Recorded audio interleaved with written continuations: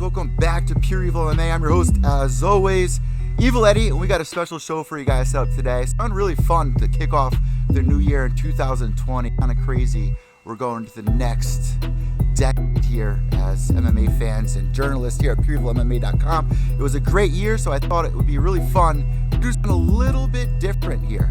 So what we're going to be doing, got our boy DARCE in the room. DARCE Smoke. Yep. What up? Yeah, man. I left 2019 feeling like my MMA cup was half empty. And that's saying a lot for me. I'm usually optimistic about these things, and it was just shit.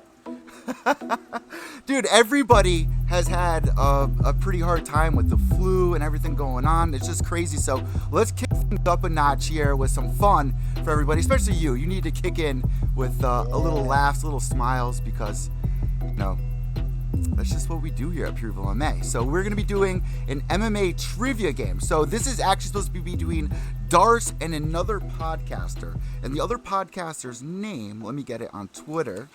I tagged you in that. Isn't it Rhino?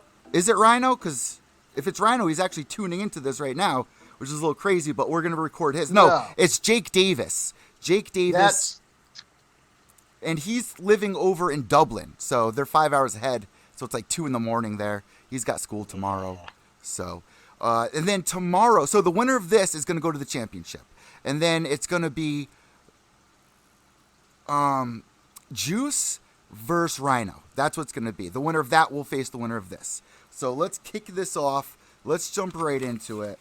Yeah. And I think I'm going to do about 15 questions, maybe 10. I'm ready. You've been ready, DARCE. You've been ready. Reading all my MMA trivia booklets and whatnot. You know what? One of my ex-girlfriends bought me Ultimate MMA for Idiots. Remember the old For Idiots books? I kind of do remember, yeah. Like computer programming for idiots? Yeah. Yeah. So really quick, let me make sure that we're all good to go here. People are tuned in. All right, perfect. We're perfect, DARCE. We are good, bro. All right, so ready for question number 1? It's going to be multiple choice questions. Let's do it. Which I didn't write down in those first couple. Hold on. All right, question number 1. How many times did GSP defend his title after the loss to Matt Serra? Was it A, 5, B, 6, C, 4, or D, 9? Give me those answers one more time. Okay, and just to repeat the question as well. How many times did GSP defend his title after his loss to Matt Serra? Was it A, 5, B, 6, C, 4, or D, 9? I want to say A5. Now think about it. Go through your head and think about some of those fights while I shut this fan off. Okay, so... Nope, I'm still sticking with my answer. I got a feeling that it's wrong, though. Go ahead, give it to me. You got to remember, he went through a whole new change after that. Changed up everything, went to a psychology coach. What is your final answer, DARCE? 5. Correct answer is D, 9. 9 title defenses. 9 title defenses. Now, that's not even the top leader for title defenses either. The leader is actually Anderson Silva, tied with Mighty Mouse, which I'm a little upset to see Mighty Mouse go, because that would have been awesome to still have him here. All right, so question number 2, and let me mark this down that you are 0 for 1. Okay. 0 for 1. 0 for 1. Strong. Okay, this is a little bit easier one. In what year did GSP voluntarily vacate his title? A, 2014, B, 2012, C, 2013, or D, 2015? I think that was 2013, dog. Or hold on. What was his last fight? You got to remember that. It was Hendricks, yeah? It was definitely Johnny Hendricks. Johnny Hendricks, very close fight. That was the fight. So, but that was definitely All right, that was 2012, bro. It had to have been. That's my final answer. I'm sticking with it. You're sure? 2000. The first you said 2013. Now you're changing that, and you're sure. I'm going with 2012. 2012 or 2013, Darce? 2012. Final answer? Final answer. Damn it! You talked me out of it. No, into it. I was trying to talk you back into it. I was like, shit. Is this really your final answer? I just gotta go with my gut. I can't do any of this final answer stuff because that's when I start like second guessing myself. This one's actually pretty fun. Okay. I mean, these are hard. These are pretty hard off the top of your head, like thinking back. You know what I mean? Like, it is kind of hard. This is a fun one, so it's anyone can get this right. Anyone can get this one right. Mm-hmm. Question number 3. Before becoming a CEO of Strikeforce and Bellator, what career was Scott Coker working in? Was it A, as a stuntman, B, as a bank manager, C, as a gym coach, or D, a manager of Gap in New York? That's very, very specific. Isn't that an interesting one? What could you picture Scott Coker doing if he wasn't doing his job right now? Really, any of those things, except for being a gym coach or owning a gym. I don't see that happening. So that's not it. I'm gonna go with what was A or B? Okay, so let me repeat it for the people listening. We got Donnie's in there, so I want to see Donnie's comments pop up in here. What's A or B? I can't see anything. Okay, so before becoming a CEO of Strikeforce and Bellator, what career was Scott Coker working in? Was it A, stuntman, B, manager, C, gym coach, or D, manager of Gap in New York? He could totally be a stuntman. I could see Scott Coker being a stuntman, and I'm riding with that. And you are right, man. Let's go. Here's the thing, though. I want to see Scott Coker as a stuntman still. You know what I mean? Like, Scott Coker should open up every event with him coming in like Brett Owens on like online and just like, I mean, kind of a cringy thing to say a little bit, but I would love to see him do something like that. Last time I saw him, he was having coffee, just all relaxed in his Bellator hoodie. But being a stuntman, I can totally see him doing that, man. So yeah, I'm glad I went with that one. Okay, so you are now 2-1. So you got 1 out of 3. Question number 4. What promotion was Khabib's last fight in before signing to UFC and making his debut in January of 2012? Was it A, Pro FC, B, M1, C, Pancreas, or D, Strikeforce? It wasn't C or D. Give me those first two. I like that you eliminated those because I'm going to tell you right now, correct. So now it's 50-50, Pro FC or M1. And that should say it from right there. It's not doing it. So I'm going to ride with M1. Finally. Now just think about M1, what it represents. And think about Pro FC. If you have ever even heard of it, I'm sure there's barely any people that ever heard of it. You know, and this is going back to 2012. Final answer, M1? Pro FC. Final answer. Pro FC final answer. That's correct. Yes. Got it. I got nervous there for a second. So now you're caught up. You're evened out.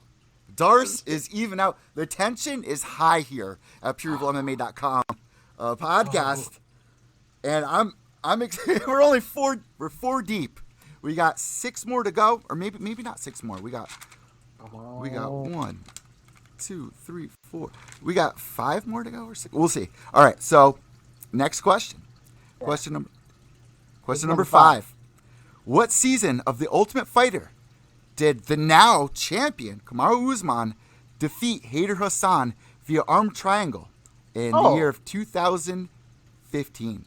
Was it A? Know this. Oh, go ahead. Was it A, Tough 19, B, Tough 20, C, Tough 21, or D, Tough 17? Oh, okay. So the numbers kind of throwing me off. I know it was the American Top Team, Black Zillion. Yes, it was. God damn it. That was the before. God Talk it out. damn Talk it. it out. Talk it out. What's going through That your was head? before the Ronda Rousey season, I think. Shit. All right, give me those multiple choice questions or answers again. What were the numbers? Okay. What season did Usman compete in? Tough 19, Tough 20, Tough 21, or Tough 17? It's Now, not 21. I feel like it's 19 or 20. It's definitely not 17. All right. I'm going with the 20th season, dog. think about that really quick before you answer it.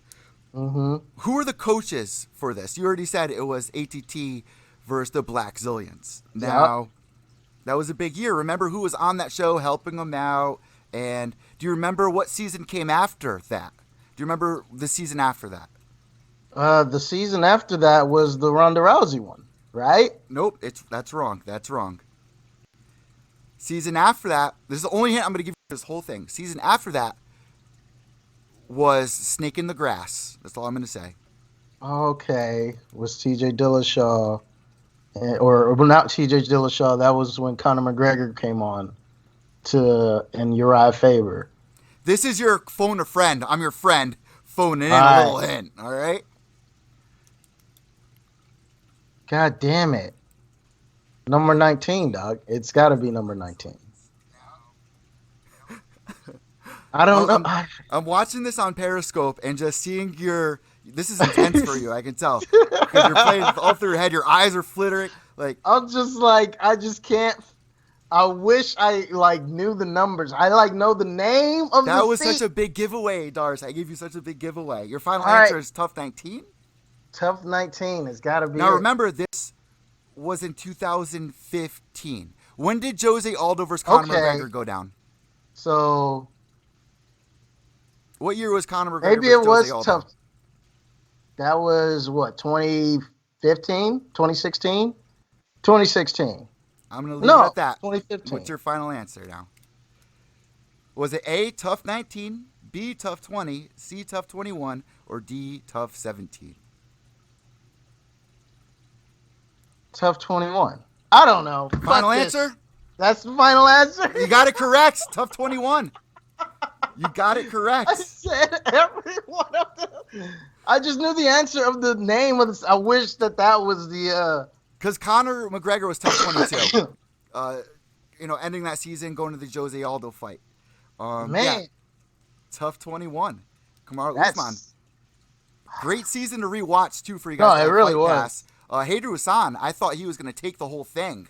And Usman really wasn't a favorite there. Yeah, no, I was definitely sleeping on Usman for sure. But he got the job done, man. Darce, and what God was your damn it, favorite season? I'm kind of biased, so the one with Frank Yeager, BJ Penn, that gave me a lot of joy. You remember the BJ Penn versus Jens Pulver, where BJ's like, all right, whoever wants to be on my team, raise your hand. Everyone raised their hand. Yeah, I do remember that one. Daniel's like, hold on a second. You're not running the show, BJ. Hold on a second. We got Jens some was comments pissed about in that, too. Donnie's saying he's 5 for 5, bro. Watch out. Donnie's saying he's 5 for 5. Hey, Donnie, it's in the easy comments. There's no pressure. There's no video on you. You got the internet at your fingertips. God damn it. And Donnie goes, whoever wins this is fucked when they face me. All right, ready for the next question? Yeah, let's go. No, Donnie, he's not 2 out of 5. He's 3 out of 5. He's 3 out of 5. 3 out of 5. Next question. Question number 6. Who did Jorge Masvidal last lose to in the year of 2017 of our Lord? Was it A, Wonderboy, B, Damian Maia, C, Benson Henderson, or D, Lorenz Larkin? And keep in mind, he did lose to every one of these fighters. That's 100% Damian Maia. Final answer. Wrong. His last loss was to Wonderboy in 2017. God damn it. So now you're back at even. 3 that was for a 3. Trick question. Because it was close. It was really right close. Before it. It was right before it. Jesus, that was a trick question. This one's kind of tricky too, but give it a shot. Go ahead. Okay. What year did Henry Cejudo win gold in the Olympics? Not the Pan Ams, not anything else. The Olympics. Hmm. No multiple choice. Yeah, I do got multiple choice. A, 2006, B, 2008, C, 2009, or D, 2011. Think about this carefully. That's 2008. Now think about it. Olympics are every 4 years. 4 years. So some of these just kind of give that away if you know Yeah. when the last one was. I don't really, but I'm thinking that was.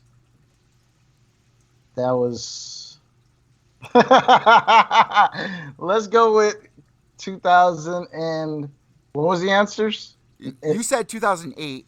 The Yeah. answers are 2006, 2008, 2009, or 2011. And you said 2008. God damn. You're lucky you don't have your girlfriend in the audience coughing for you like that one guy. Do you know what I'm talking about? Wasn't The one guy got busted for his girlfriend coughing. For Oh the yeah, dance. I do remember that on Who Wants to Be a Millionaire. Yeah. I do remember that. I would have had some shit like that go down. I want to see what But Donnie you know says what? for this too. I still think it. I'm. 2008. I still think it's 2008, dog. Final answer. Yeah. That is correct. Let's go. Now you're 4 for 3. So we are down to 2 more questions, or 2 or 3 more questions. So All right. we're closing in. Question number 8. Who Yeah. has the most finishes in UFC history? Was it A, Vitor Belfort, B, Anderson Silva, C, Joe Lozon, or D, Cowboy?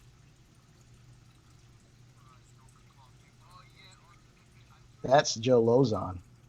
Think about Let's see. it. Think about it carefully. Joe Lozon is definitely up there for a couple of the records. Didn't he? So you might get I thrown feel like. off. Hmm. I'm going to do you a favor. I'm going to eliminate Joe Lozon. So is it A, Vitor Belfort, Anderson Silva, or Cowboy? Now, I got to Okay. do this for the same thing for your opponent as well. Keep in mind. Yeah, 100%. If Joe Lozon's out, then it's Cowboy. Final answer? That's my final answer. I'm right. And that's correct. Let's go.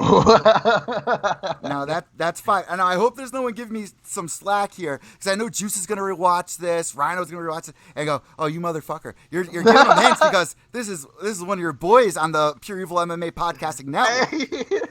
You want to give him the gift card." So I got to do this for everybody, but it's only fair. know. You know what I mean? Yeah. It's only fair. And I'm not giving away. It's multiple choice, so you got a 75% shot. Yeah, I mean, a lot of people would have picked Silva in that situation. I agree. And, I thought about it, but I know it was. I knew it was between Lozon and Cowboy before I said Lozon. So, got to give me that. Most finishes in heavyweight UFC history. Is it A, Frank Mir, B, Stipe Miocic, D, Francis Ngannou, C, Francis Ngannou, or D, Brock Lesnar? Shit, that's a tough one. Most finishes in heavyweight history. And you got to remember, That is I'm not gonna say anything. tough one. I'm gonna ride with Frank Mir.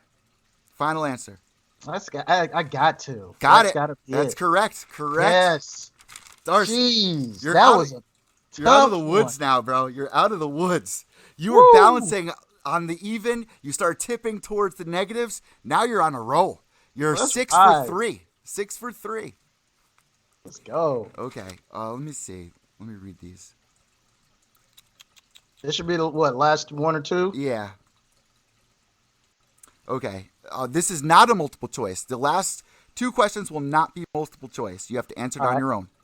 Anderson Silva made his UFC debut against what fighter? Okay. God damn it, it's right on the tip of my tongue. Chris Lieben. Got it. Jesus Christ. Got it. Yo, you're all Woo. stressed out over there. Coming off a cold, all stressed out. Lord, I was like, it was right on the tip. I was I'm gonna say Jens Pulver, but I don't know why. I'm so happy you got that right. So now you Okay. and 3 wrong. Last question. This could be big. This could be the make or break to get you into the finals. All right, let's ride. Let's ride. I'm feeling it now. A little tough here. Shit.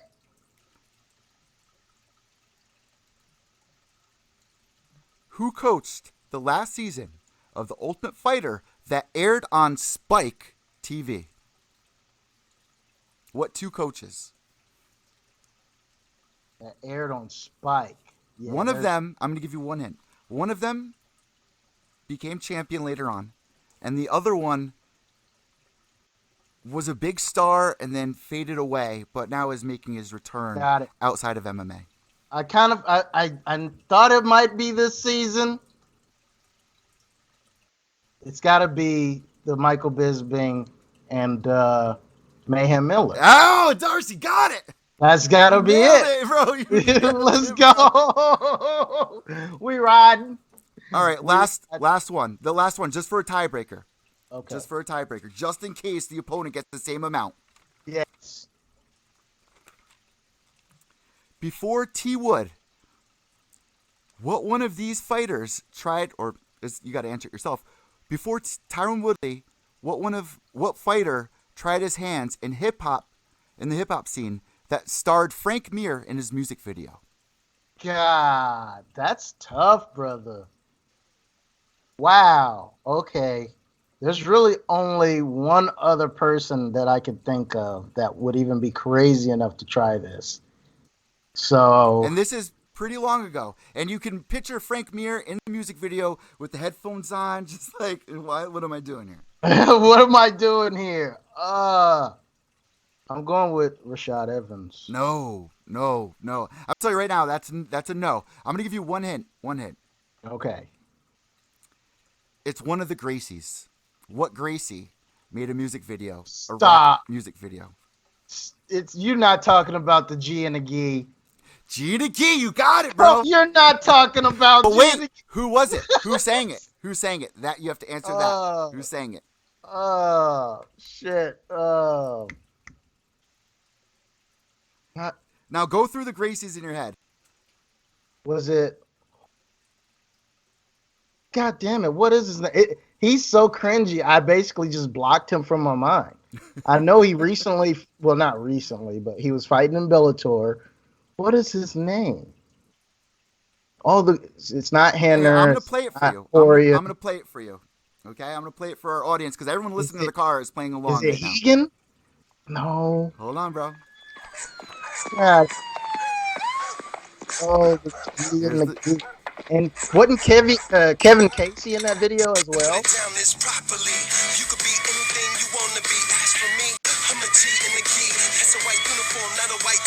I'm a T in the G. I totally remember this song. That's Alex.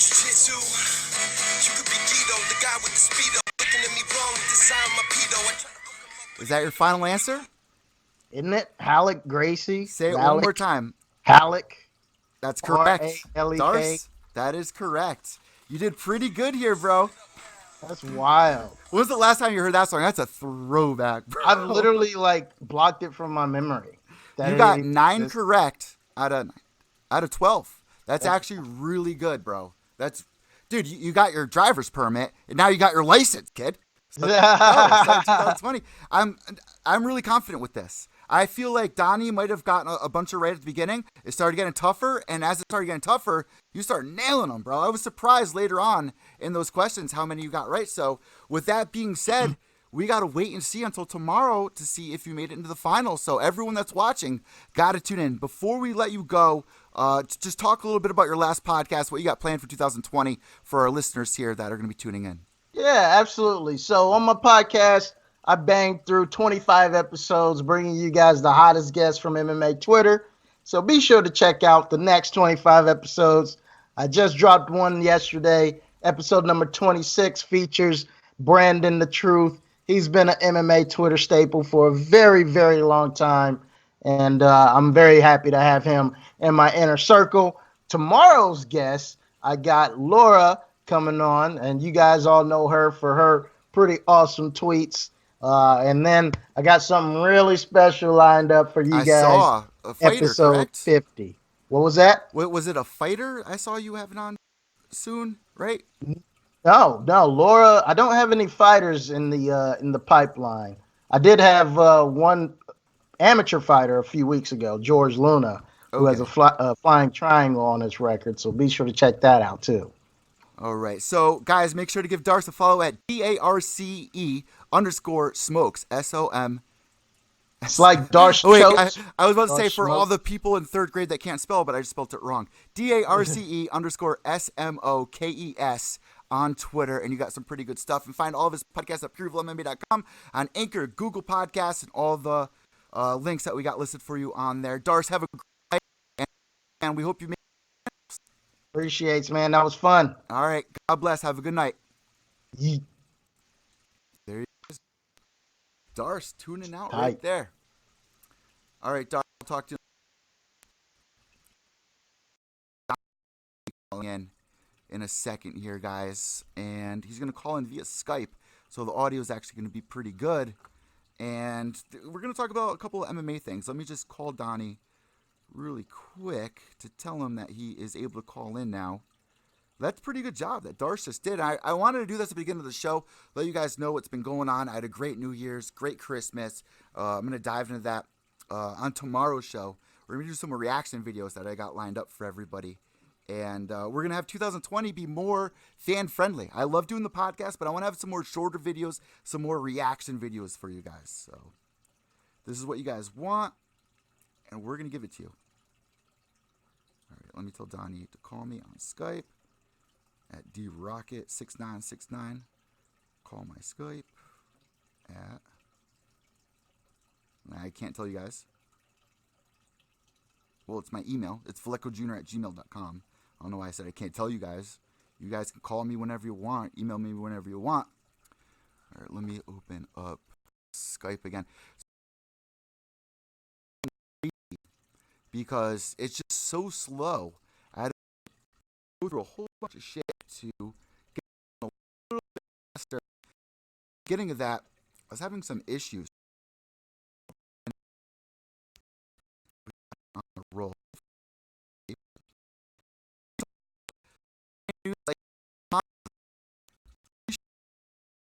I'm gonna pull the picture up for you guys.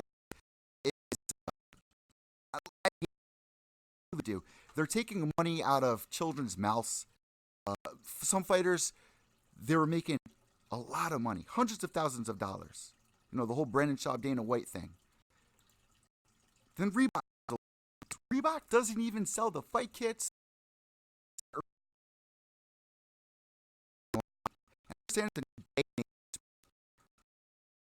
I wanted to go to the mall or whatever. I mean, I could order online, yeah, but I don't know, man. That just makes it feel like you don't care. You go into a store and they care. As if Reebok released a new shoe and they didn't sell it in their store. Like, I don't see them doing that. I just don't. I don't understand it. And then they're having fighters walk out with, you know, they're wearing Air Jordans. They can't wear those. They have to go barefoot. Crazy, bro. I don't understand it. Let's try to get Donnie in here. Donny Rockett, call me here. I didn't even see it. Okay, Donny Rockett. All right, we're giving Donnie a call here.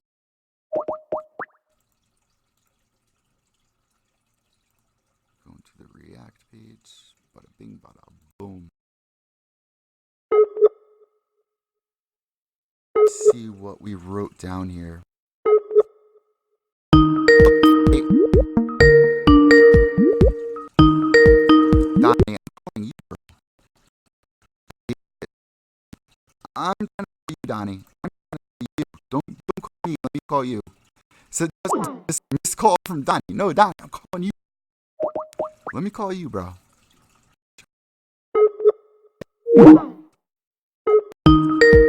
You, bro. Donnie, Yo. you're there. Yeah, I'm here.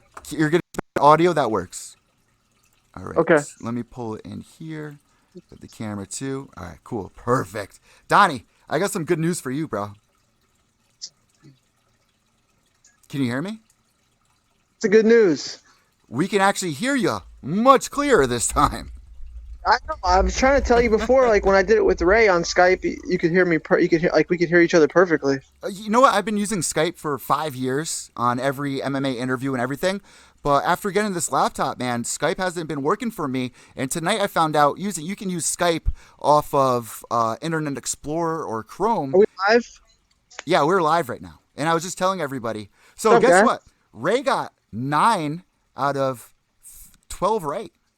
I got 11 out of 11, and I got the bonus one wrong. Oh, the bonus one is crazy, right? And of course, I heard him say, "Oh, you could be using the internet." Motherfucker, I didn't use the internet. I was in the chat the whole time. Well, this is why I wanted to have people call in on the video for the MMA trivia, because you never know. So you can't cheat. Yeah. Well, here's the issue with it. We had, I love this guy. Eddie Mercado of Bloody Elbow came on the show about 2015, I want to say. And we were all sitting there, we had him on video, and it looked like when we were asking him questions, he was typing it up, and I called him out. I was like, Eddie, what are you doing there, bro? He did it a couple times. He was like, oh, no.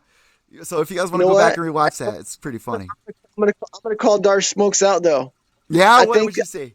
I think on the bonus question, his computer screen lit up real bright. I think he looked up the bonus question.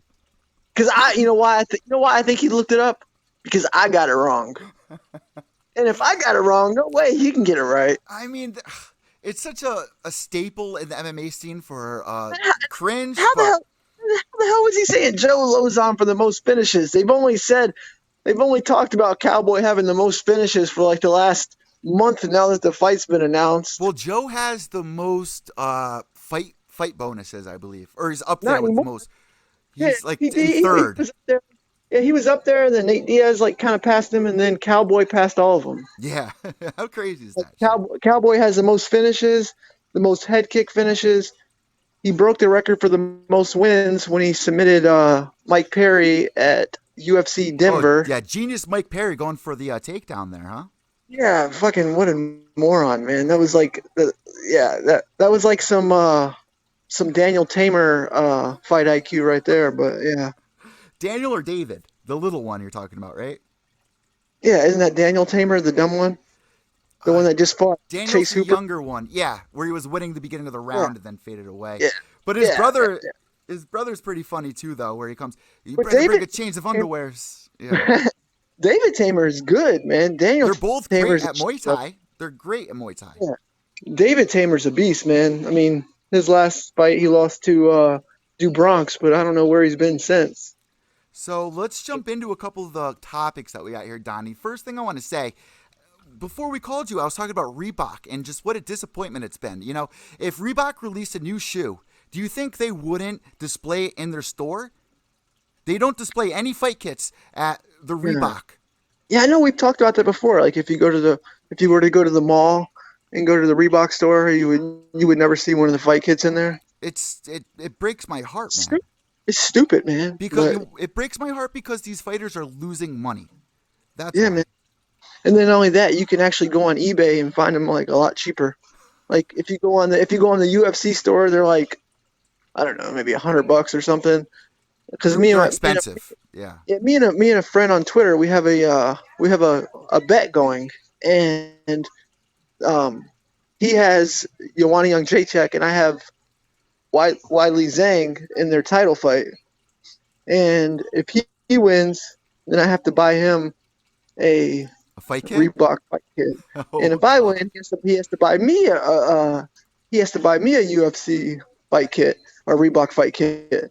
And so I was looking up the one he wanted, and I was like, all right, yeah, no problem. I was like, whatever. And then he's like, no, man, go to like eBay or something like that. And then he's like, well, I have the money. I'm going to buy yours just in case you win. And so he bought mine for like $35 on eBay. Well, you know what? Oh, wow. That's like a 75% change in price right there. Yeah, man. Yeah, so. That is actually crazy. And you know what? Some people might be like, oh, just buy it off Reebok, you're supporting the fighter. Well, somebody already did pay the money off Reebok to support the fighter. They're just giving it as a hand-me-down now. Yeah.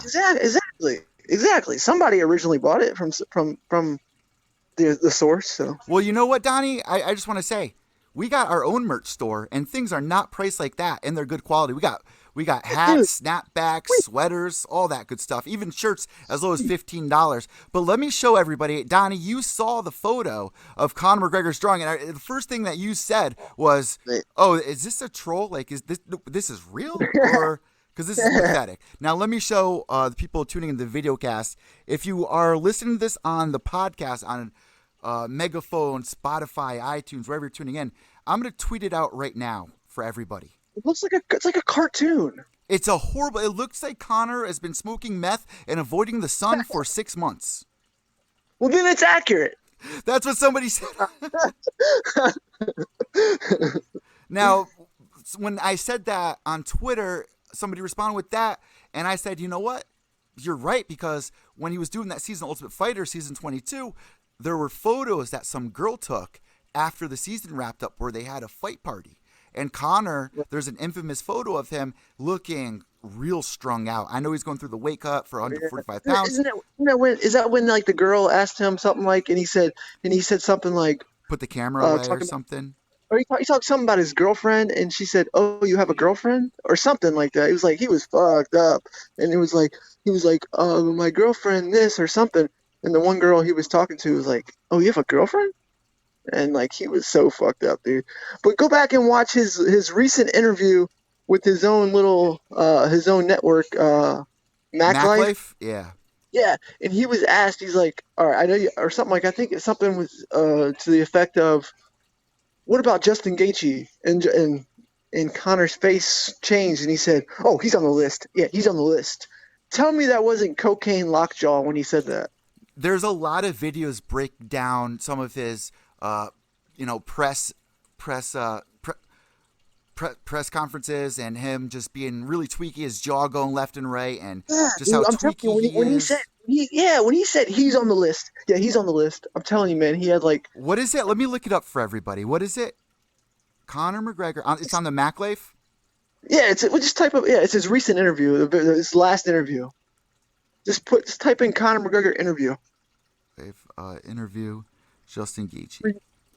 Or Conor UFC 246 interview, or something like that. UFC 246. All right, let's see what comes up here, because I want to play it for everybody to see what it sounds like.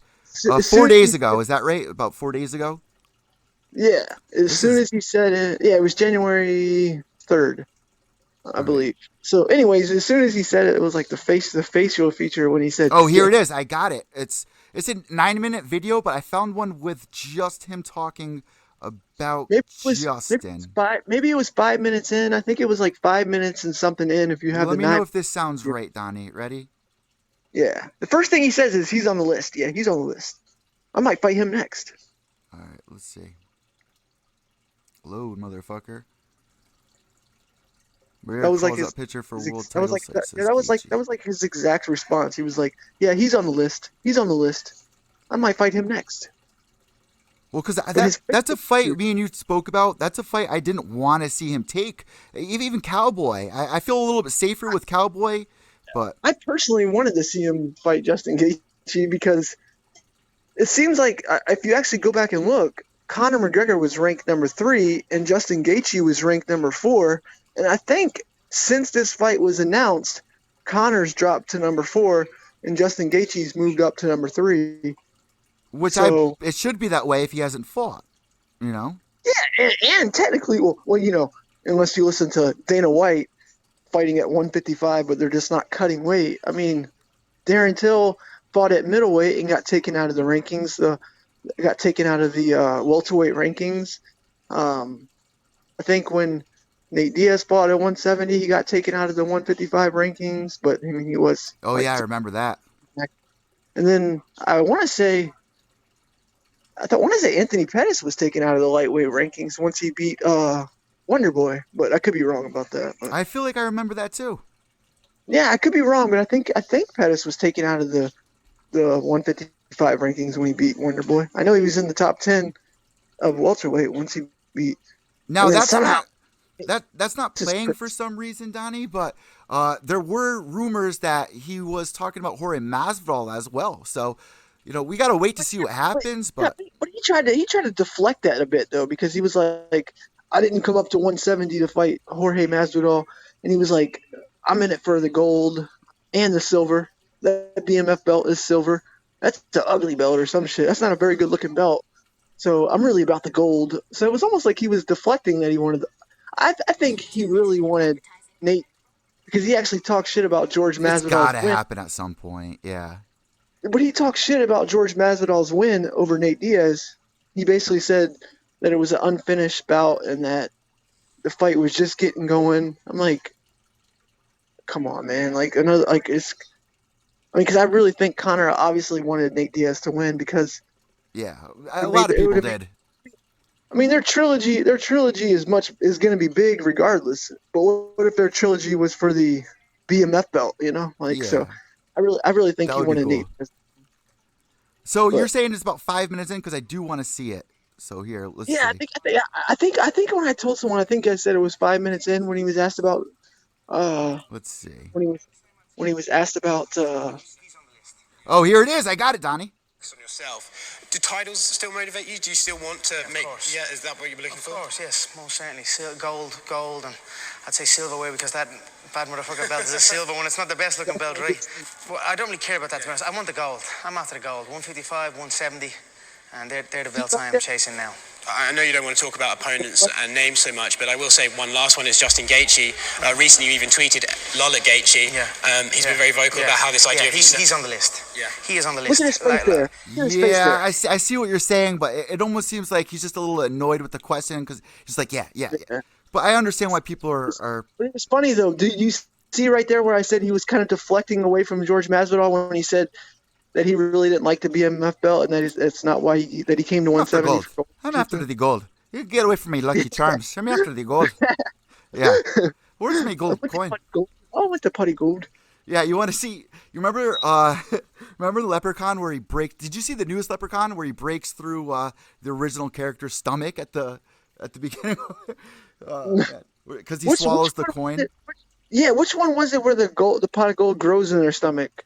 No, that's the very latest one Okay, where they okay. brought back the original guy who was like a little slow.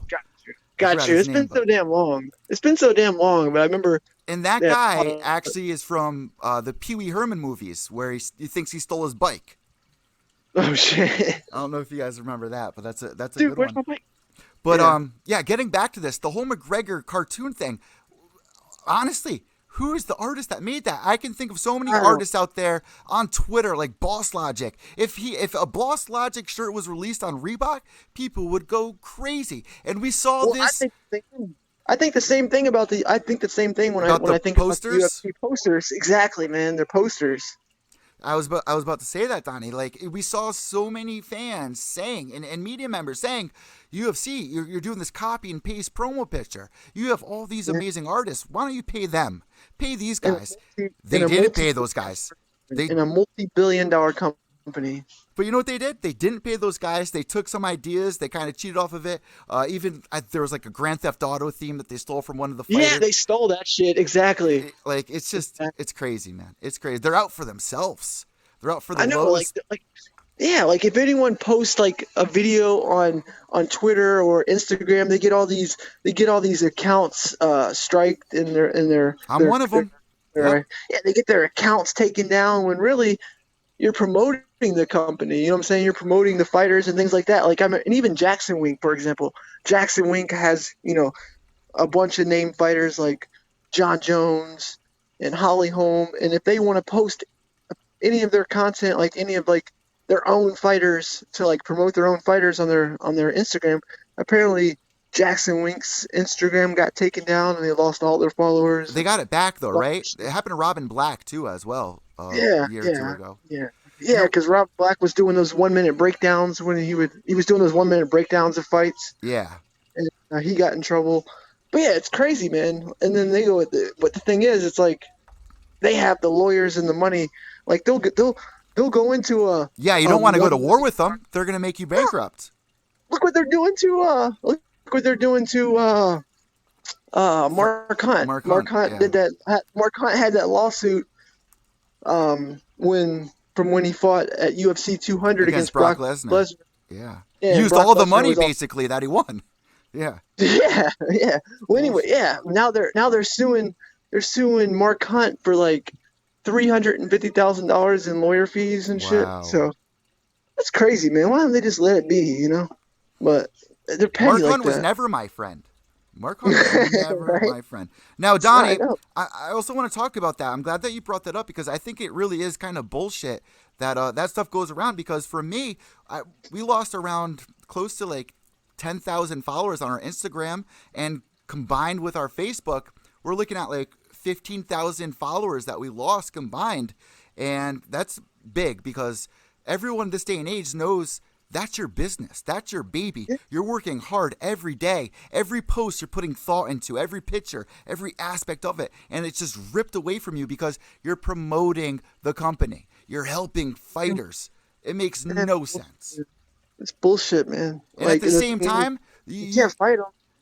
we do more promotion for the company than ESPN or Fox Sports, which was at the time. Fox Sports didn't even have commercials for it. People didn't even know there were upcoming events.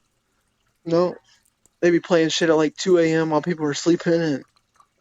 And I mean, just look at the promotion for this upcoming fight for UFC 246. It's been shit, really. It ain't really been nothing. Well, you see what they've been doing.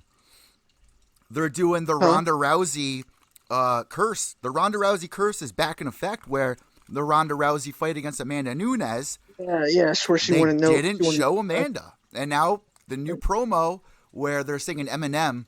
Yeah. What song is it that they're doing? Without Me. Because it Yeah. feels so empty without me. Need a little controversy. Yeah. Yeah. Kind of perfect song, but there's no mention of Cowboy. Mm-hmm. That's like walking out to an Eminem song. They're cursing Connor. Yeah, I know, right? That fight is so damn intriguing, though, because I just want to know. Like, to me, it all comes down to Cowboy's game plan. Like, Cowboy has not ever been able to win the big fights. I mean, I'm a big Cowboy fan, but Talk that's like, about it, Donnie. Bring us no, through this. I'm going to give you the mic for 2 minutes. Bring the listeners through what's going through your head for this, your predictions, how you see this going down. And because we know that you did really well with your predictions last year, and we'll talk about that a little later on the show. But bring listeners through this as a little glimpse to what's going on in your mind for UFC 246 main event.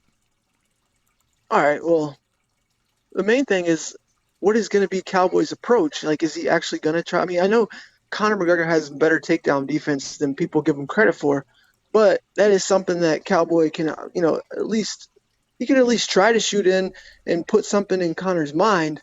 My biggest thing is that, like, is it going to be the plotting Conor, or is it going to be the Conor McGregor that's light on his feet? What is Cowboy's game plan going to be? Like, to me, if Cowboy comes out and throws just one right hand, he's going to get knocked out or knocked. I mean, and that's another thing. What if Conor knocks him down like the second Nate Diaz fight? Obviously, I don't think Cowboy can take as much punishment as Nate Diaz, nowhere near close. But what if he knocks Nate Diaz down, or what if he knocks Cowboy down? Does he make Cowboy get back up? Would he ever think about going to the ground and to try to ground and pound and finish What did he him? do with Eddie Alvarez? He let Eddie right Yeah. back up. But he did go to the ground a little bit after that second knockdown near the fence. But the thing is that Cowboy off his back is a motherfucker. I mean, he's a beast off his back. Ask Mike Perry. So, Yeah. yeah, he's just a beast off his back. I mean, he has submissions over like DuBronx. I mean, I know that wasn't off his back, but I'm just saying he's a beast off his back. But the thing is that what makes Conor, I mean, there's obviously a lot of things that make him special, but he is so good at trapping unorthodox fighters. He traps their lead hand, and you'll see him, like, go back and watch the Eddie Alvarez fight. A lot of the times and this could open up a head kick from Cowboy, because Conor McGregor, he walks forward with his hands out, and what he's doing is he's trying to reach for that lead hand. And so he basically traps the jab, because Cowboy's actually developed a pretty good jab lately, but he traps the jab, he traps that lead hand, and it forces you to throw a right hand, and he's able to time it so perfectly. When you go to throw the right hand, he steps back, hits you with that pull counter left hand of his. And I mean, I think if Cowboy throws one right hand, he's gonna get hurt badly. But it's just a lot of. I mean, it's intriguing as hell, man. Because I mean, 170. especially at 170. Like the thing is that at 155, we've seen Cowboy get hurt to the body so many times with body kicks, and obviously southpaw versus orthodox, it opens up the power kick to the body. So I would actually predict I would actually predict a body kick finish by Conor. But then something that John Kavanaugh said it kind of it would kind of worry me if I was talking about that he sees a late finish for Conor McGregor, which is kind of crazy. Like Conor McGregor doesn't have a finish past the second round, and so it would be his first time getting a finish. But he was saying that he sees his fight going to the championship rounds, and it's because of added weight, and that he sees Conor getting a late finish. But we know that Conor, only Conor McGregor. It's kind of weird. It's almost kind of the opposite. When guys cut a lot of weight, you expect it to possibly take a toll on their cardio, but Conor McGregor, his cardio never really came into question at 145. I mean, he fought a 3-round fight with Max Holloway, didn't get tired at all. Well, he all tore his ACL. He was taking Max Holloway. Yeah, and he was trying to. Also, Donnie, you know what? He looked better in the 4th and 5th round against Nate Diaz in the second fight as well. Yeah, he did. Yeah, he started to gas out a little bit late in the second and then into the third, but then in the fourth he caught his second win and he actually won that 4th round against Nate Diaz, and then he probably lost the 5th round. But so Cowboy is 36, Conor's 31, and you can say that. Yeah. Guys at this age, anyone counting Conor out saying he's a has-been is crazy. Me and you talked about this last time. He's only lost three fights, 2 fights in the octagon. Yeah, he's 9-2 in the UFC. All 4 of his losses are by submission. But I mean, one of his losses by submission, I think it was to Joe Duffy. I think he was on top of Joe Duffy. I'm not sure if that was the one. He was on top. No, it was Joe Duffy before the UFC. It was on someone. Yeah, it was on someone. It was Joe Duffy. But he was on top of him, beating the hell out of him, and I think he got caught in a leg lock. And that was one of his Cage Warriors fights. And then in the UFC, obviously, he started out 6-0, and then he lost to Nate Diaz. Then he beat Nate Diaz 7-1. Then he beat Eddie. No, sorry. So he started 7-0, and then he's 2-2 in his last 4 fights. But yeah, I mean, people. The crazy thing to me is people keep saying he hasn't won a fight since 2016. Well, he's only had one fight since 2016. Like, quit counting that Mayweather fight against him. Everyone knows he had no chance. Everyone is, though. That's the fucked up part. They count that Mayweather fight against him. Just consider that a huge money grab. Like, everybody was duped. It was the most bet sporting event in history, at least combat sport event in history. I mean, it was a money grab. That's all it was. And it was a little weird too, Donnie, because there was this whole build up for it, and then there were photos of them backstage together, flying together. Like there was a little Vegas mob shit to it. Yeah. Yeah. The equivalence to this would be like Michael Phelps, right? He's the greatest swimmer of all time, right? Yeah. The equivalent would be to put Michael him in home run derby. Yeah. or since it requires put him into a fishing tournament, because it has something to do with water, or put him on the diving board, in the Olympics for diving, because he knows how to dive into water, let's see how much water he can drink. Right. I mean, the thing is it's just completely different sport. It was a money grab, and he did well though. He did pretty well. He did. I mean, trust me, Mayweather may have carried him a little bit, but I love that people say that, but they know in the back of their mind, beginning of that fight, leading up to that, TKO, Conor did pretty well.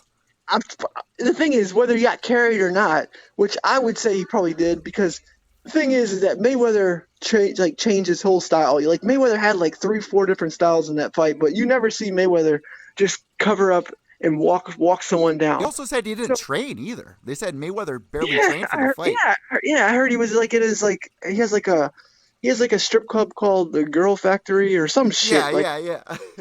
I heard he was in that bitch the night before the fight. Go ask Ariel. Yeah, Ariel waited for him for hours. The thing is, there was a shot after the 3rd round when they showed Mayweather on his stool, and I'm not gonna lie, man, the crazy delusional me actually thought that he looked a little worried there because I think it was the second round.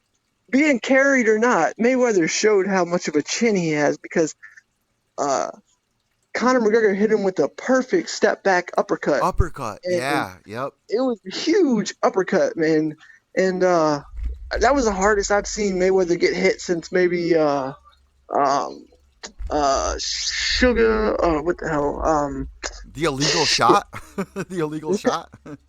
Yeah, Where he right. came back and knocked his opponent out. Yeah. Yeah, I can't remember this. I can't think. Every time I try to think of someone, I forget. But when Mayweather he got wobbly legged and fuck, man, I can't think. But anyway, Don't worry about it. Yeah, it was the hardest I've seen Mayweather get hit in a while. But well, here's the other thing. Conor's not a boxer. Conor's not a boxer, and it brings you to the. Yeah, I know. Sorry, Shane Mosley. It was the hardest I've seen Mayweather get hit since Shane Mosley. Shane Mosley, is that his name? Yeah, I think so. I don't watch boxing. I don't watch boxing. I watch the big fights, but I don't. When I was little, my father and I would watch every pay-per-view. Yeah, me too. But yeah, me too. But the thing is that Mosley. No. Like, don't go up there. It was so crazy though because Mosley, he caught Mayweather with a huge shot, and it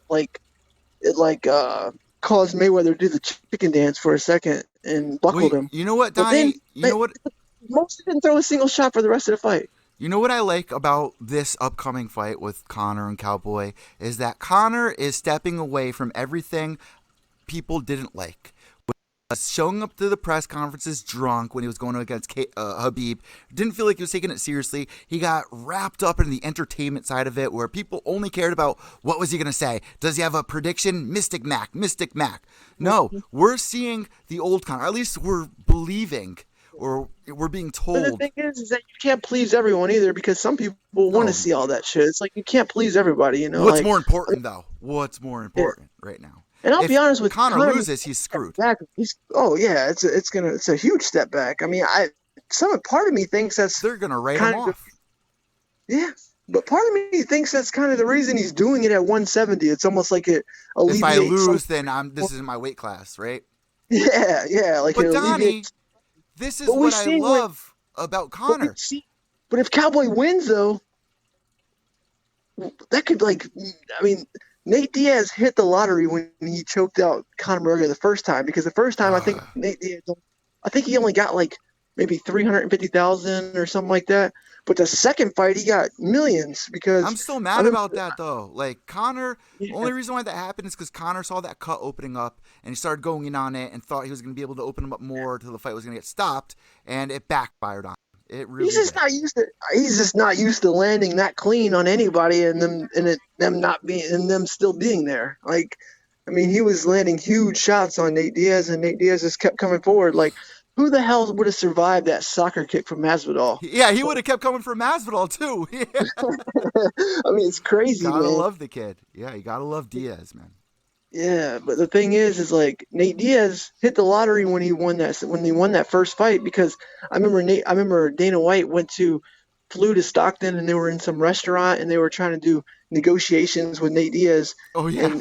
And Dana White got pissed off and like people said that he picked up something off the table and threw something off the table. Yep. But Nate Diaz, like Conor, that's the only fight Conor would take. He was like obsessed with the rematch, and so Nate Diaz was basically finally, for the first time in his career, had some bargaining power.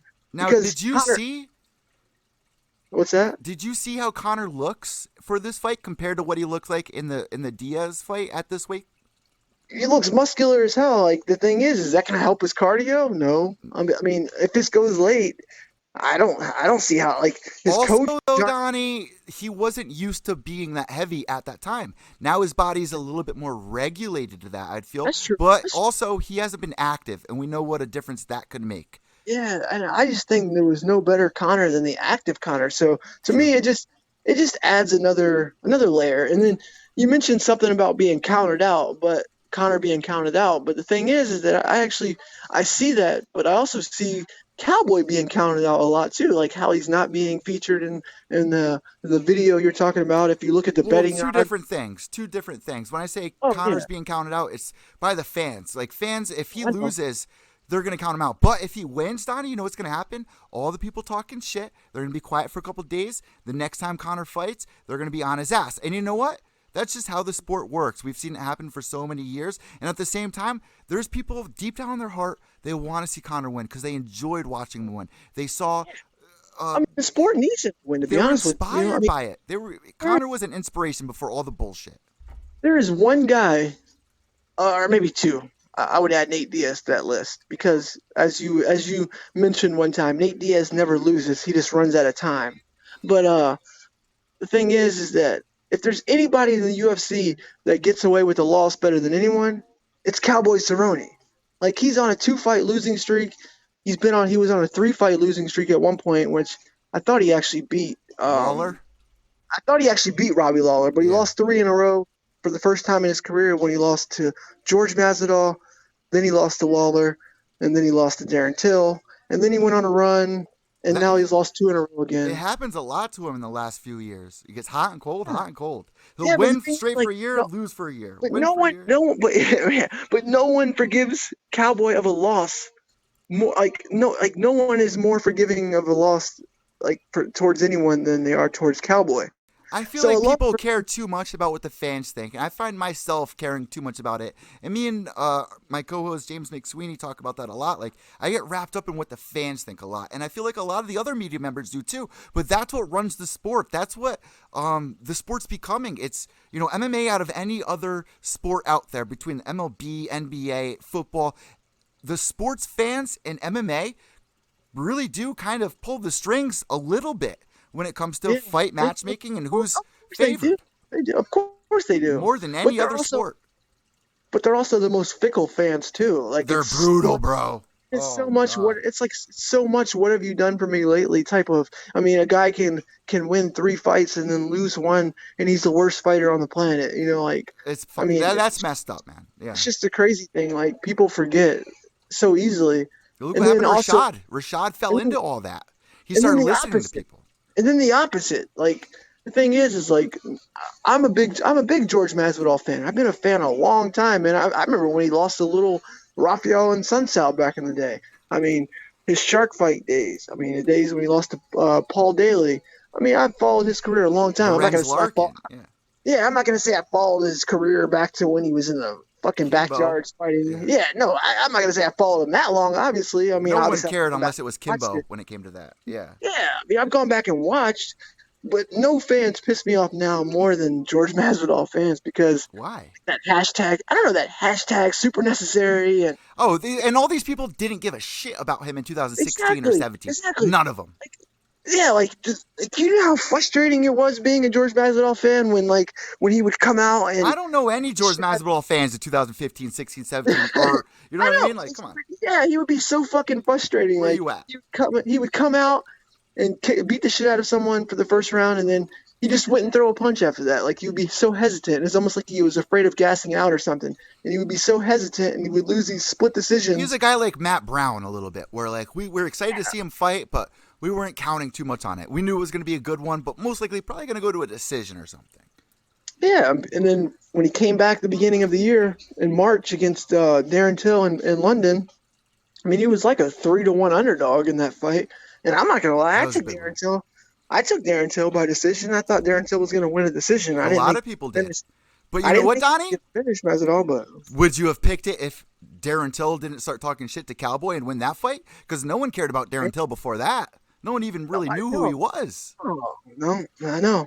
Yeah, well, I think I mean... Circles back to what did you do for me lately, like you said, though. Yeah, like the thing is, like Leon Edwards, for example. Leon Edwards, like I thought his big turning point for him was going to be when he beat Cowboy. Because look what Darren Till's career trajectory went sky high, and his popularity went sky high. Or a 3-piece and a soda. He's kind of known for the 3-piece and a soda guy now, but I mean, Leon Edwards is a talented dude. I mean, he's 10-2 in the UFC. He's won 8 in a row, and still people really don't know him. But I thought, like I said, like once when Darren Till beat Cowboy, it shot Darren Till up there, and then when Leon Edwards beat Cowboy, it was like Matt Serra beating GSP. in a way. It was like, who is this guy? Oh my God. Yeah, but I don't. Yeah, for Darren Till, In but a like way. but when Leon Edwards beat Cowboy, it was like, I mean, maybe he just didn't do it dominant enough, like Darren Till did, and maybe he just didn't talk enough. Because to me, like, I don't even want to hear Leon Edwards talk. Like, it's kind of obnoxious to hear him talk, but I like him as a fighter. He's a very good fighter. But he just, I don't know. Like, I guess he didn't take advantage of it as much. And then I think it was San Antonio. He beat RDA. I mean, the only person really calling for Leon Edwards has been Usman. It's almost like Usman wants to hype up Leon. Who's teasing that? He's been talking. I mean, who doesn't? They want all to want fight? the red panty night, Donnie. They all. Who doesn't? And Connor kind of brought that on himself because Connor said that he brought up Usman and Colby Covington and said that he saw that fight or whatever, and that he wanted he was looking at gold at 170. So to me, in order to get gold at 170, it would have to be through Usman because I don't see anyone beating Usman. Now, Donnie, what are your 2020 predictions? Do we see Jorge Masvidal versus Edwards, you think? Or what do you see going down in 2020? I think George Masvidal is going to wait and see what happens in this Cowboy-Conor fight. But ultimately, I think, man, it's hard to say. I think Leon Edwards is going to beat. This is going to piss off some people, but they're either so far on one side or so far on the other side when it comes to Tyron Woodley. But I honestly think Leon Edwards is going to beat Tyron Woodley. Like, Tyron Woodley, he doesn't have the gas days. Yeah, I think Leon Edwards wins that fight, man, because, well, see, the thing is, if you watch, I mean, can Tyron Woodley catch him with a big punch? Obviously, Tyron Woodley, most powerful guy at welterweight. So, of course, he could catch Leon Edwards with a big punch, but Tyron Woodley, he's become so predictable, and he's not getting any younger. What is he, 37 now? But the thing is, when you watch Tyron Woodley fight, he does the same shit. He he backs himself against the cage, and then as soon as his back foot touches the cage, he explodes forward. And Leon Edwards,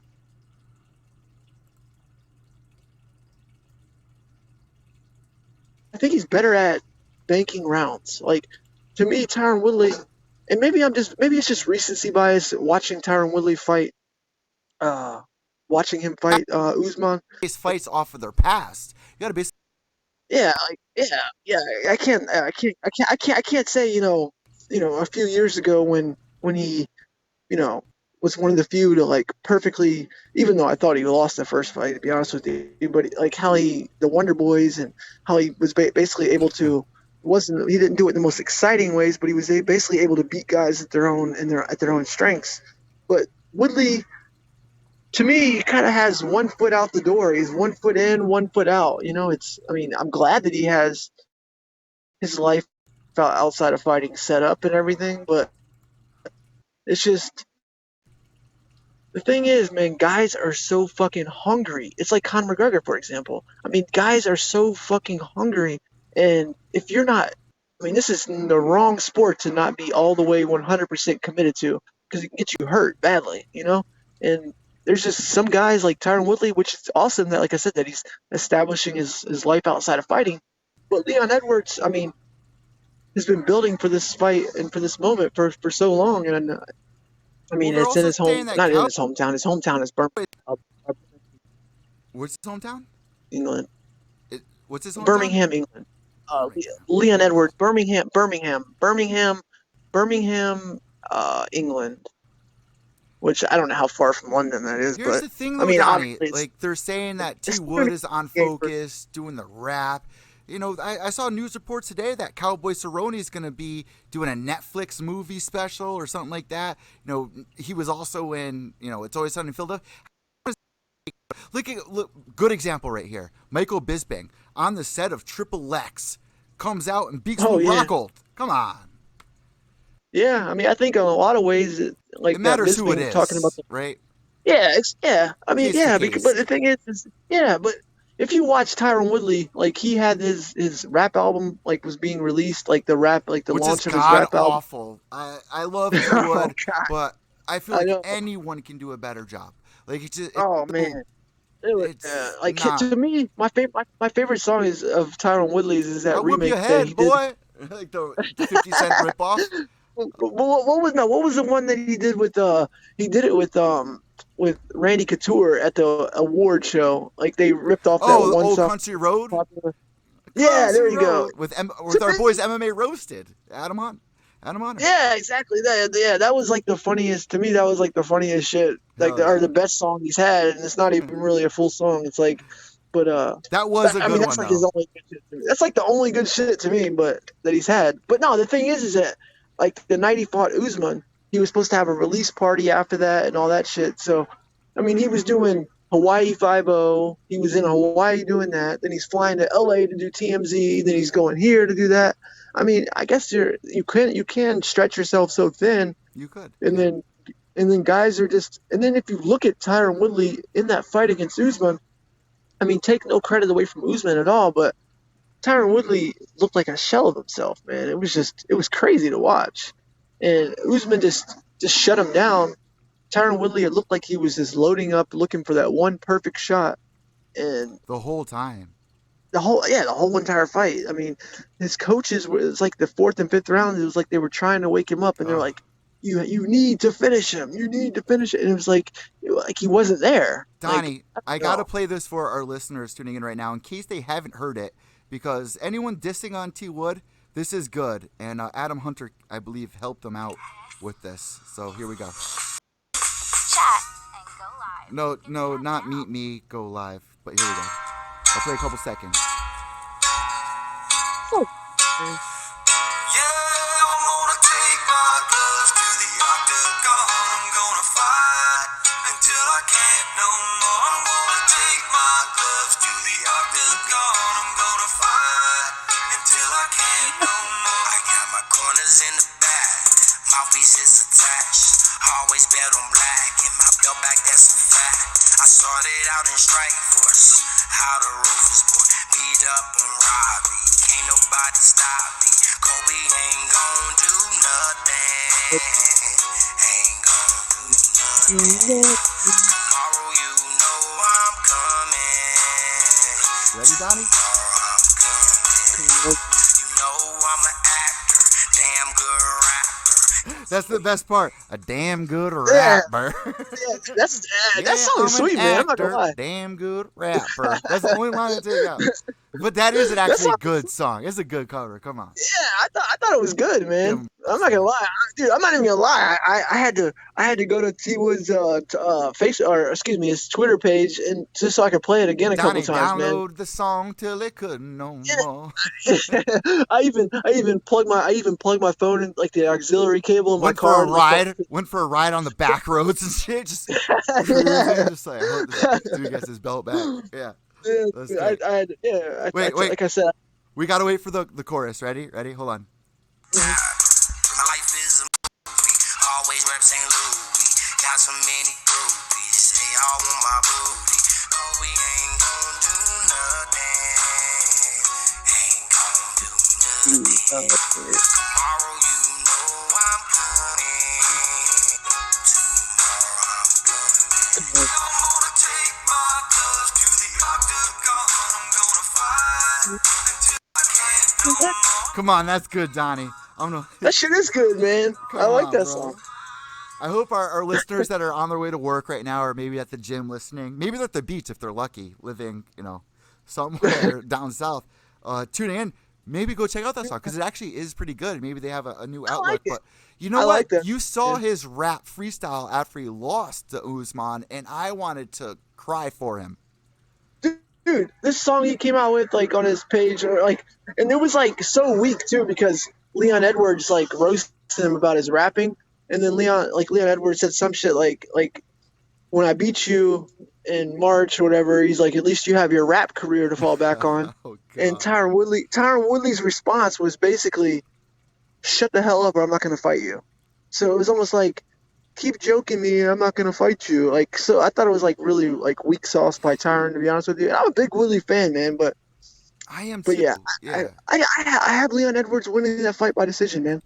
Now I just moving no. forward, Donnie, let's switch gears here a little bit for our listeners. There was a lot of people that chimed in on Fighters of the Decade, Fighters of 2019. Let's start there. Fighters of 2019, male and female. Who's your male fighter for 2019? You go, and then I'll give you my pick on that. Well, I mean, George Masvidal is a good choice because of the resurrection He's hashtag gotta be, right? of his career. I mean, but the thing is, I think mainly what it's been is kind of a monetary gain. Like, you know, like he's made probably more money this year than he's made in his entire career, and it's only going to get bigger in his next fight. But I still have to go with Israel Adesanya because Ooh. they were both 3-0, but Israel Adesanya, I mean, he touched gold twice, you know, the interim title, and then he unified it with Robert Whittaker. And so just for the title fights, I would have to go with Israel Adesanya for the male fighter of the year. TheBodyLock.com agrees with you. Male fighter of the year, Israel Adesanya. Female fighter of the year, Amanda Nunes. And I think that's spot on.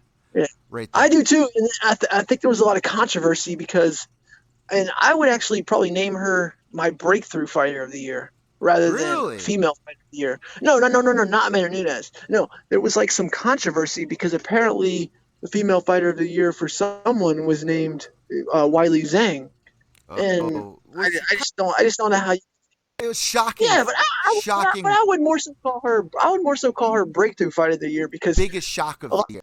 Yeah. Yeah, because the thing is, she was number 6 when she fought Andrade for the title, and a lot of people didn't give her a chance. And even though she was on like a 2 in the morning card, like 18, 19, yeah, but she was like an 8. Yeah, she's very good. But I mean, the one knock I will say is that we haven't gotten to see her extended in a fight because I think she did kind of slow down against Tisha Torres in their fight, and so we haven't seen her extended in a fight because. I mean, she did start fucking Jessica Andrade pretty early, and that was shocking. And it wasn't shocking to me that because I told someone that Zhang was going to win. So early on, though? Come on, Donnie. So early on in the fight, I thought it was going to be a war. I didn't think it was going to be like that, though. Yeah, there was this poker player, and like I won't say his name, but he has probably I think he has like over $1 million in live tournament winnings in poker. Is this the same guy that bet on Ronda losing to Holly, or no? No. I could have. I don't know. I didn't know him then, but no. It's on Twitter. You know the guy. No. Yeah, he got in an argument with me on Twitter when I said that Zhang was going to beat Andrade. Oh. Okay. And it was like a pissing contest, or, you know, like who sticks bigger type thing. Because obviously, I hate when people do that. If he has, it's like, come on, this is for fun.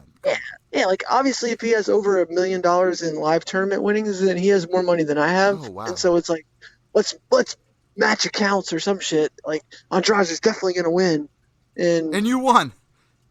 Well, yeah, I didn't bet him though. Like I was like, fuck this guy. What was that about? Hardball.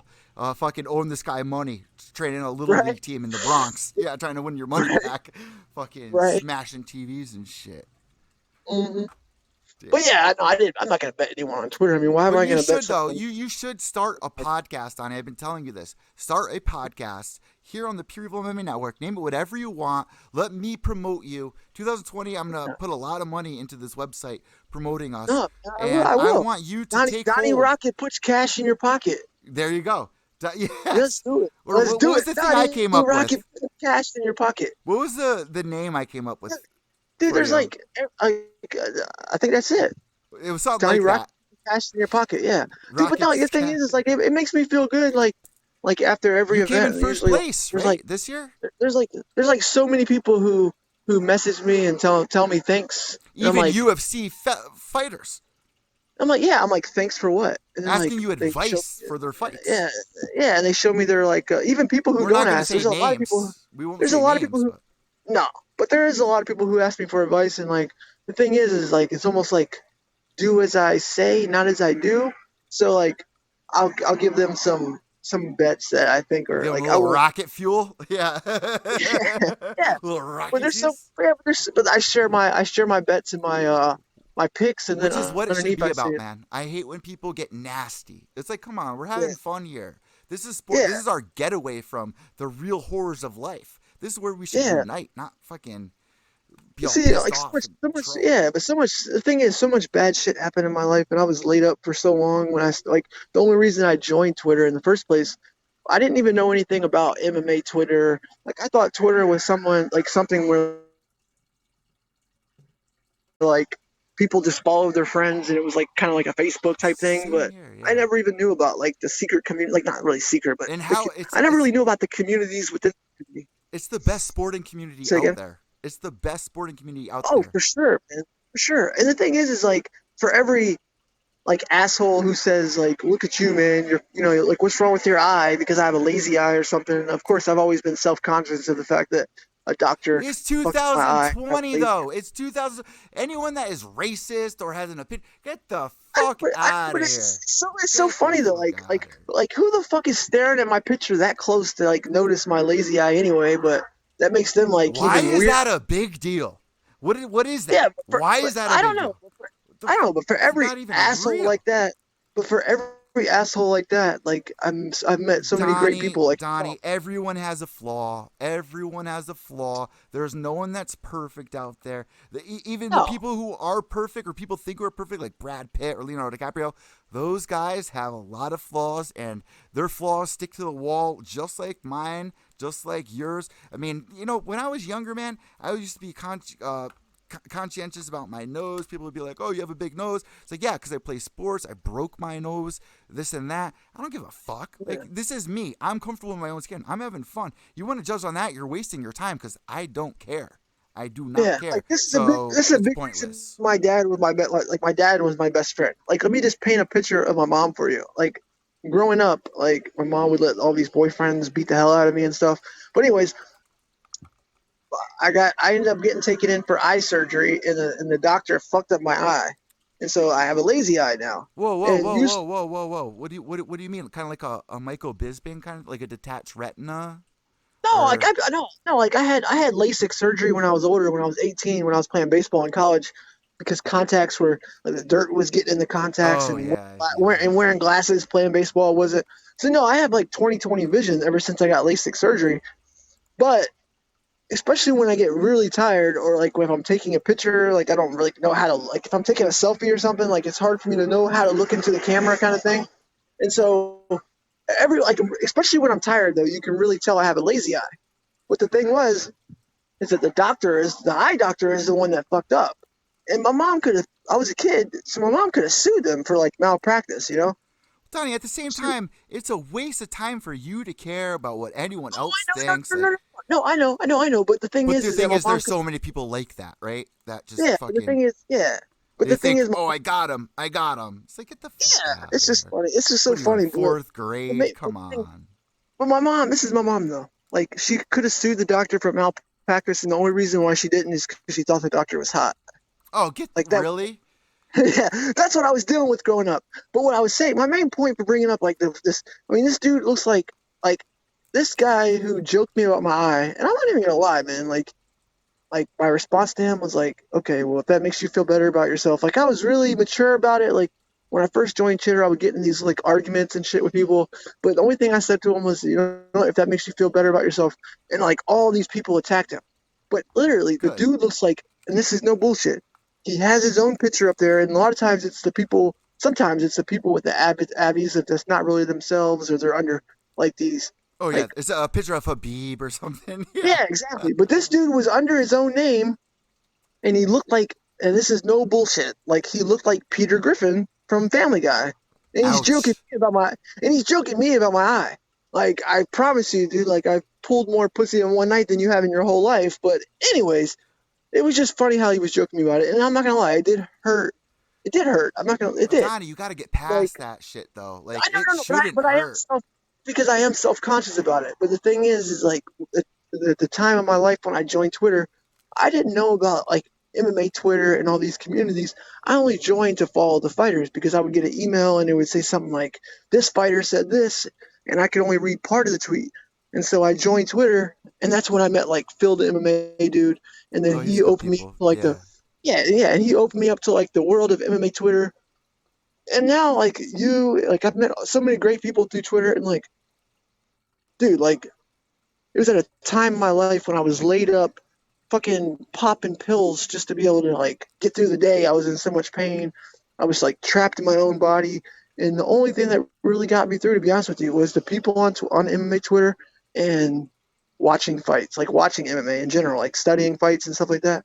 So when I say to people on MMA Twitter that they've had a profound impact on my life after losing my father, after shattering my ankle and being laid up and not being able to work for so long, when I say they've had a profound impact on my life for the good, and like some of these people have literally probably saved me, like I'm not even bullshitting. Like I consider people, like a lot of people on MMA Twitter, like some of my closest friends in life now. Like honestly, like I pretty much isolated myself from the real world when I lost my dad and when I shattered my ankle and things like that.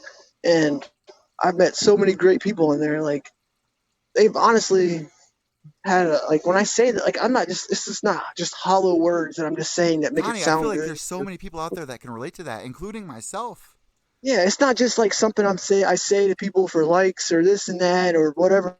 Like when I say that people on MMA Twitter have had a profound impact on my life and still to every day have a profound impact on my day-to-day life, like I literally mean it. Like some people, like I care It about a gets lot you of out people. of bed in a way, right? It excites you. It Yeah, motivates you. It yeah, when you yeah, have a fight night coming up and you know you got all these people online, people are looking for bets and people are engaging. Like there's just so much. Like dude, it's amazing. It's probably yeah. saved millions of lives out there, and that's why this community is just so amazing, man.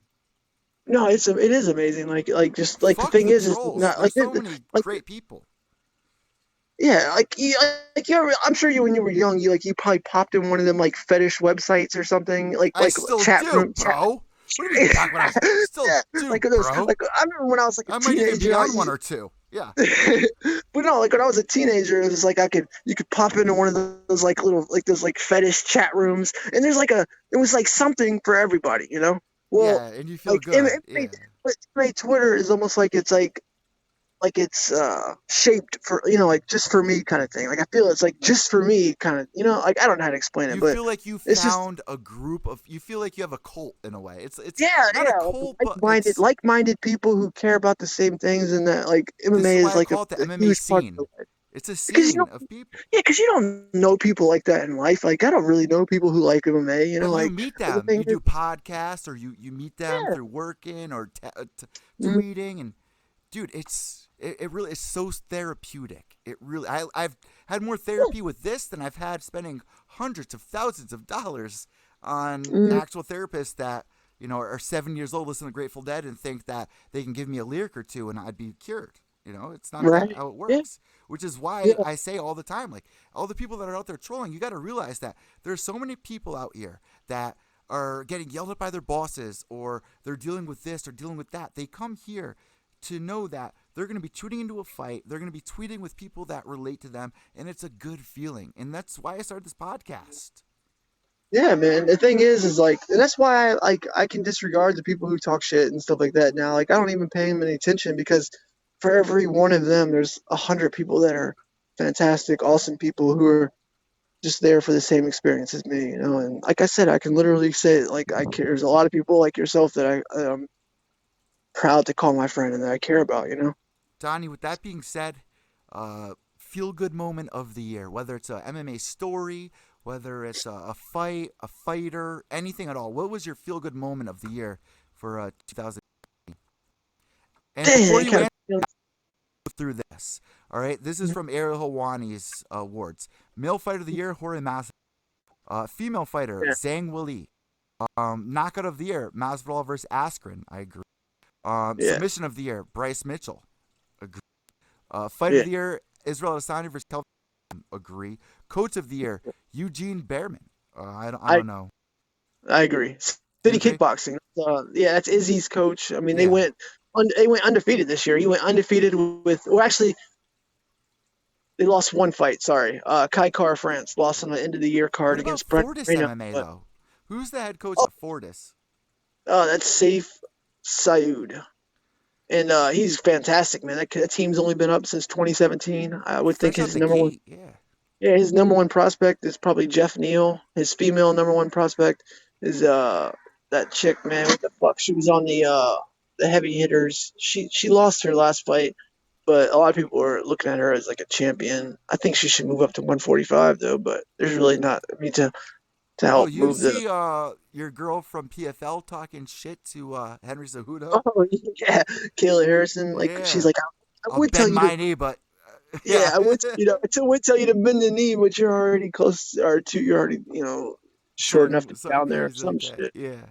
Yeah. Yes. Round of the year goes to Adesanya versus Gastelum. Walkout Yeah, of the year, I Israel agree. Adesanya. Definitely Israel Adesanya. We don't see much of that. We don't see that in the UFC anymore. Yeah. Where they do a walkout.